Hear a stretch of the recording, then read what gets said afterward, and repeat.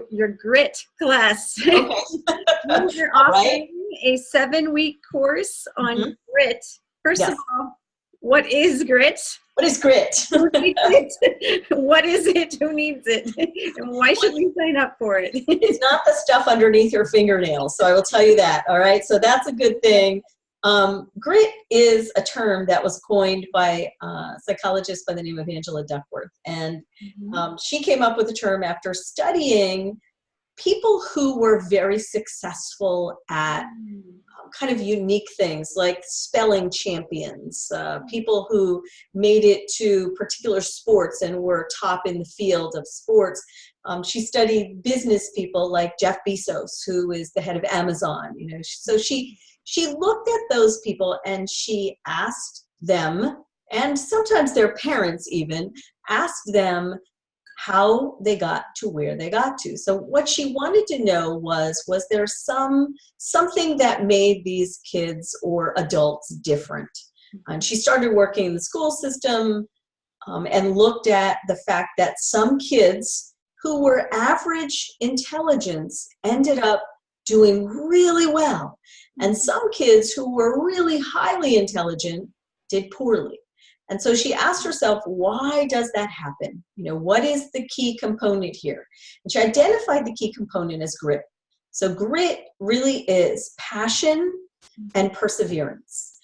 So those are the two characteristics, I suppose, that we cover in this class, but we cover them in a lot of different ways. So we look at what it's like to have this mindset where you can continue growing.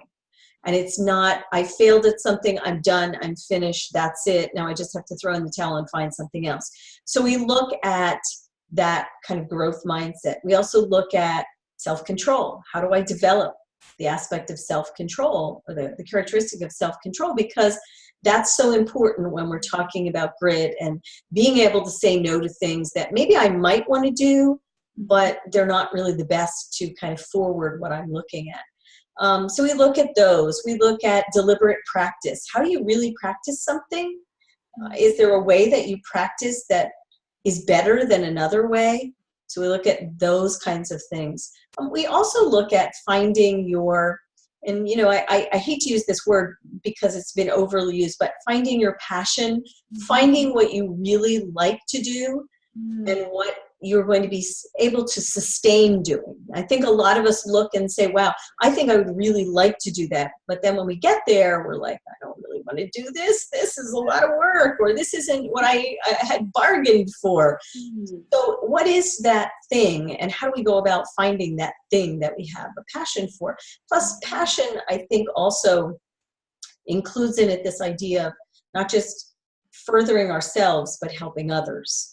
So the idea that you are also doing something that is not just for you, but for others. So there's a bit of altruism that is associated with it. And I think that's a really key component to this as well. So grit is a lot of things kind of thrown in together, kind of like the grit under your fingernails, which is really a lot of things thrown in together. But it really is that. And so I think what we do in the class is we separate those parts out. And I look at trying to teach each of those components and then helping kids to develop them by doing some exercises to do them. By the way, it's a summer class, okay? So that means that kids are not doing a super amount of work. You're not writing papers. You're not doing, you know, you're not doing horrible things that are keeping you up late at night when you would much rather be playing with your family who is on the beach at that particular time. You know, we do some self-reflection exercises. We do some practice exercises to do some to learn some new skills. But you know, that's kind of where I gear the class. This is sort of a self-motivated class. This is not a, you know, I give you a grade and you end up with an A or a B or a C. This is a, you know, hey, if you really want to improve, this is what you have to do. So that's really kind of the evaluation process. That sounds fabulous. I'm considering signing up my high school. It sounds like a perfect time because you're trying to plan everything out for the next school year and decide on what activities you want to be pouring into. And when they reach high school, like, you want to be a little bit more selective about, like, okay, what are you really interested in? What are we really going to spend the money and the time doing? So summertime's a perfect time to do this type of course to figure some of those things out. Yeah, it is. It is. And it's also a good time because kids don't have time to kind of practice all of those new skills that they want to learn. You know, kids want to learn, oh, I want to learn to do this, and I'd really like to get organized, or I'd like to get motivated.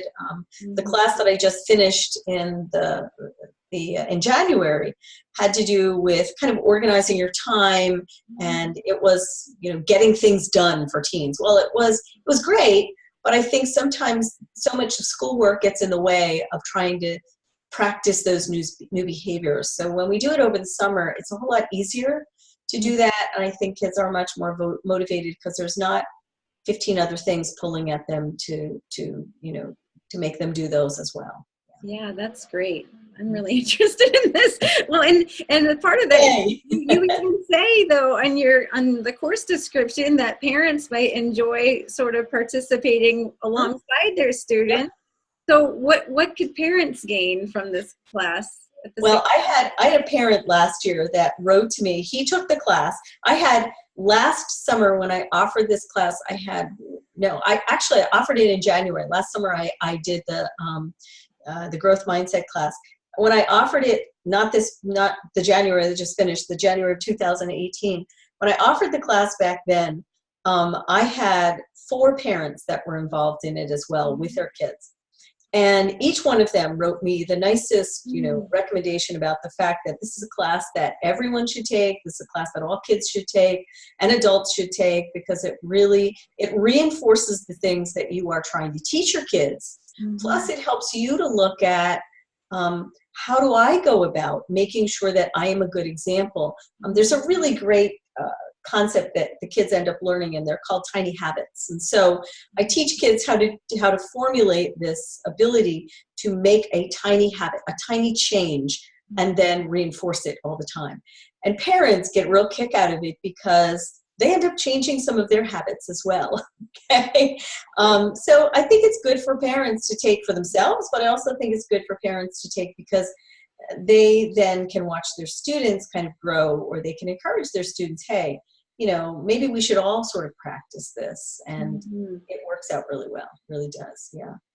That sounds fabulous. I'm very excited about that class. You're welcome to join anytime.